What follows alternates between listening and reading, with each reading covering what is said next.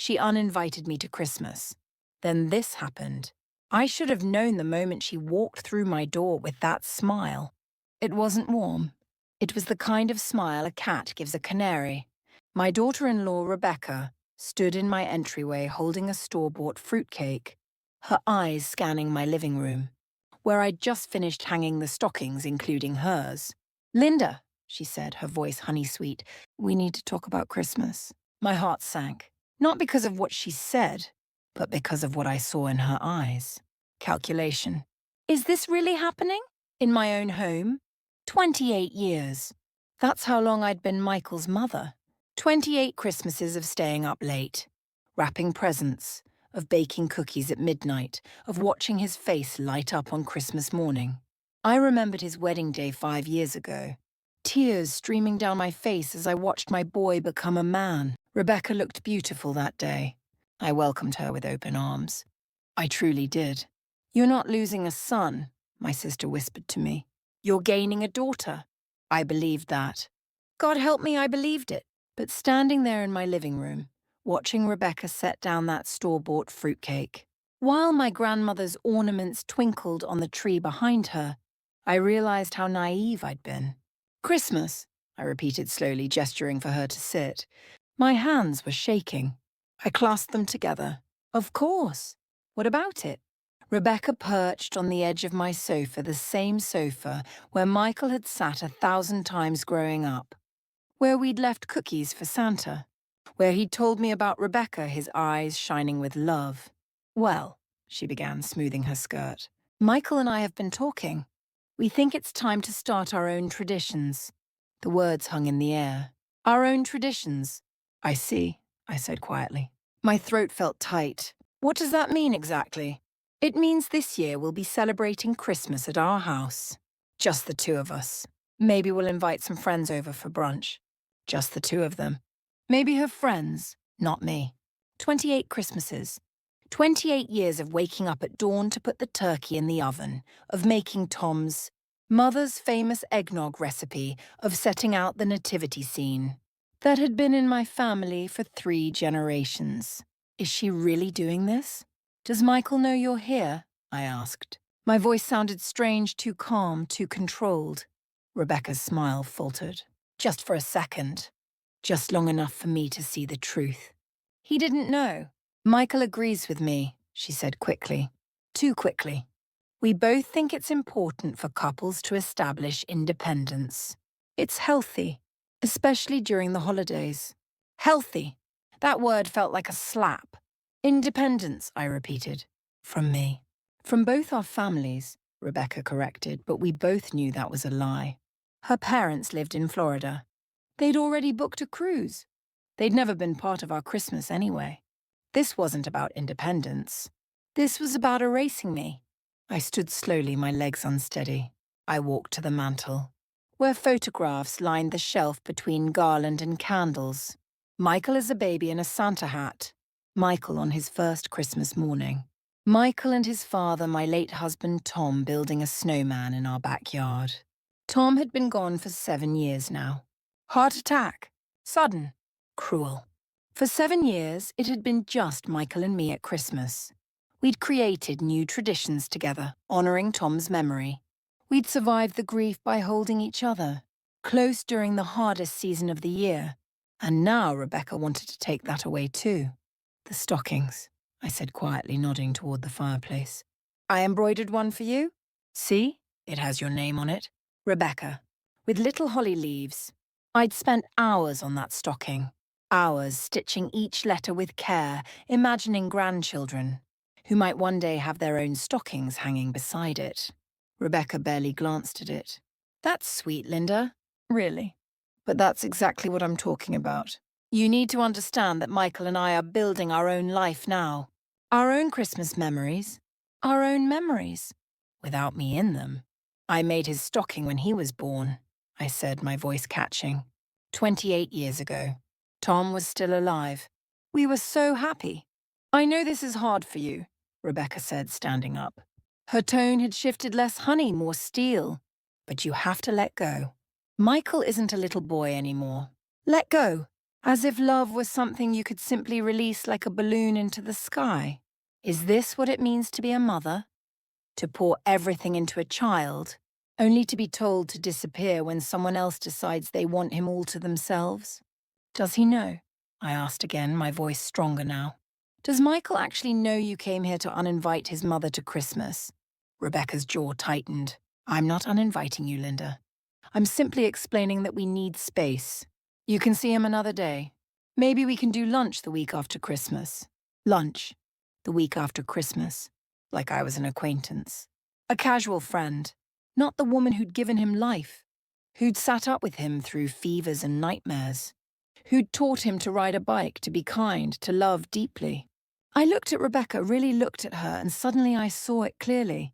This wasn't about traditions or independence or healthy boundaries. This was about control. But is confronting her the right way? Or should I just accept this? No, some things are worth fighting for. I'm calling Michael, I said, reaching for my phone. Linda, don't. But I was already dialing. My hands were steadier now. He answered on the second ring. Hey, Mom. What's up? Michael, I said calmly. Rebecca is here. She just told me that you two have decided to spend Christmas alone this year. Is that true? Silence. Long, terrible silence. What? His voice was confused. Mom, what are you talking about? We're coming to your house like we always do. I bought you a present last week. Rebecca's face went pale. Michael, I can explain, she started to say, reaching for my phone. But I pulled it away. Sweetheart, I'm putting you on speaker. I pressed the button. Michael's voice filled the room. Rebecca, what's going on? Why are you at my mom's house? Rebecca's carefully constructed composure crumbled. I thought we could use some time. Just us. Your mother can be so overwhelming. Overwhelming? Michael's voice was sharp now. My mother? The woman who had us over for dinner every Sunday when you were sick last winter? Who helped us move? Who's been nothing but kind to you? Michael, you don't understand. No, I think I understand perfectly. He paused. I'm coming over there right now. Don't leave either of you. The line went dead. Rebecca and I stood in silence. The Christmas tree lights blinked softly. Somewhere down the street, children were singing carols. Why? I asked quietly. Why would you do this? For the first time, Rebecca's mask completely fell away. Her eyes filled with tears. Because you're everything I'm not, she whispered. You're warm and generous and everyone loves you. Michael talks about you constantly. His childhood, your traditions, the way you made him feel safe. And I don't know how to compete with that. Oh, this wasn't about control. This was about fear. Rebecca, I said softly, sitting back down. Sit, please. She hesitated, then sat. Tears were running down her face now. You don't have to compete with me, I said gently. That's not how love works.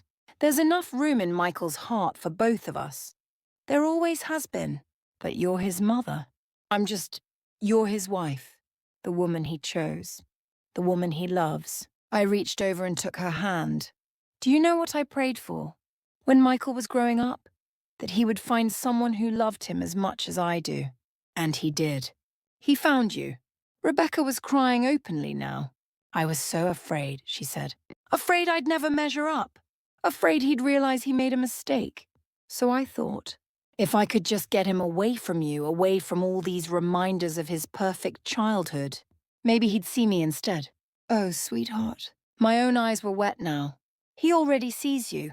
He chose you. But love doesn't divide, it multiplies. The more people we have to love, the richer our lives become. Is this the lesson I needed to learn too? That letting someone else love? My son doesn't mean losing him. The front door burst open. Michael stood there, breathing hard like he'd run the whole way. He looked at his wife's tear-stained face, then at me. What happened? We had a misunderstanding, I said quietly. But I think we're figuring it out. Michael came over and knelt in front of Rebecca. Becca, what's going on? Talk to me. She looked at him, then at me, then back at him. I've been feeling insecure. About us. About your mom. About everything. Why didn't you tell me? His voice was so gentle. Because I didn't want you to think I was being petty or jealous. Michael took both her hands. Becca, you're my wife. You're the person I chose to spend my life with. But my mom. He looked over at me. My mom is my mom. I love you both. Differently, but completely. He stood up and came to me, wrapping me in a hug. Mom, I'm sorry. I should have been more aware. I should have made sure Rebecca felt included. Then he pulled Rebecca up and drew her into the hug too. The three of us stood there, wrapped together under the glow of the Christmas tree. So, Michael said finally, pulling back with a slight smile, are we doing Christmas here or what? Rebecca laughed through her tears. Here. Definitely here. If your mom will still have us. I looked at this young woman, this scared, insecure young woman who loved my son. And I saw myself 30 years ago.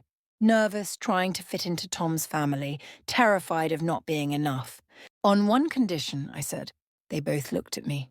Rebecca, I want you to teach me how to make your grandmother's pierogi recipe. And I want us to add it to our Christmas dinner. A new tradition. One that's ours together. Rebecca's eyes widened. You want my tradition? I want our tradition, I corrected. Old and new, blended together. Because that's what family is. She started crying again, but this time they were different tears.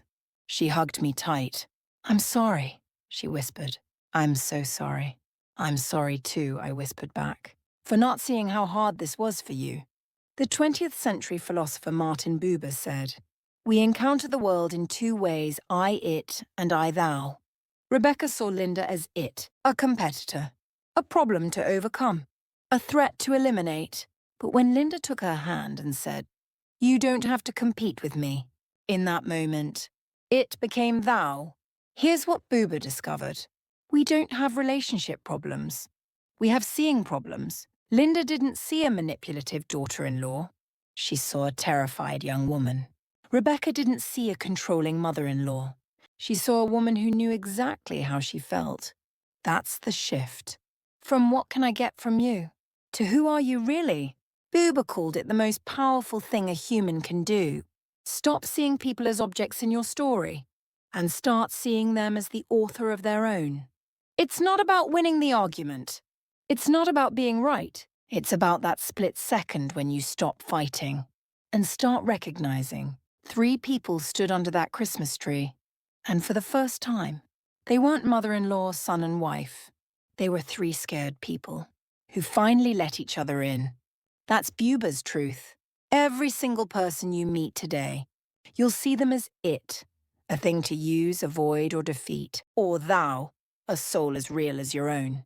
The choice is yours. And that choice, it changes everything. Don't forget to share this with the people you care about. Please subscribe me and see you again.